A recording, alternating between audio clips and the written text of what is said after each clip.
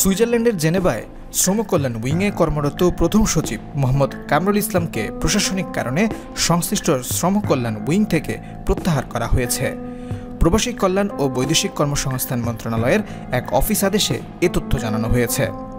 এর আগে আইন উপদেষ্টা অধ্যাপক ডক্টর আসিফ নজরুলকে সুইজারল্যান্ডে হেনস্থার ঘটনায় জেনেভার বাংলাদেশ স্থায়ী মিশনের কাছে ব্যাখ্যা চেয়েছিল পররাষ্ট্র মন্ত্রণালয়। অফিস আদেশে বলা হয়েছে, বাংলাদেশে স্থায়ী মিশন জেনেভা সুইজারল্যান্ড শ্রম কল্যাণ উইংয়ে কর্মরত প্রথম সচিব মোহাম্মদ কামরুল ইসলামকে প্রশাসনিক কারণে সংশ্লিষ্ট শ্রম কল্যাণ উইং থেকে প্রত্যাহার করা হলো। তাকে বিধি মোতাবেক শিগগির এই মন্ত্রণালয়ে যোগদানের জন্য নির্দেশ প্রদান করা হলো। জানা গেছে, জেনেভায় আন্তর্জাতিক শ্রম সংস্থায় ILO গভর্নিং বডি এবং সংস্থাটির জ্যেষ্ঠ কর্মকর্তাদের সঙ্গে বৈঠক শেষে গত বৃহস্পতিবার দেশে ফিরছিলেন আইন উপদেষ্টা আসিফ নজরুল। দূতাবাসের প্রোটোকলে তিনি গাড়িতে করে জেনেভা বিমানবন্দরে পৌঁছান। গাড়ি থেকে নামার পর হঠাৎ একদল লোক এসে তাকে ঘিরে ধরে হেনস্থা করেন।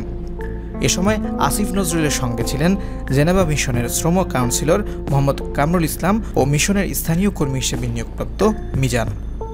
এর আগে BCS 29 ব্যাচের কর্মকর্তা কামরুল ইসলাম 2021 সালে জেনেভার বাংলাদেশ মিশনের শ্রম উইংয়ে যোগ দেন। উপসচিব পদমর্যাদার এই কর্মকর্তা এর আগে প্রবাসী কল্যাণ সচিবের একান্ত সচিব ছিলেন।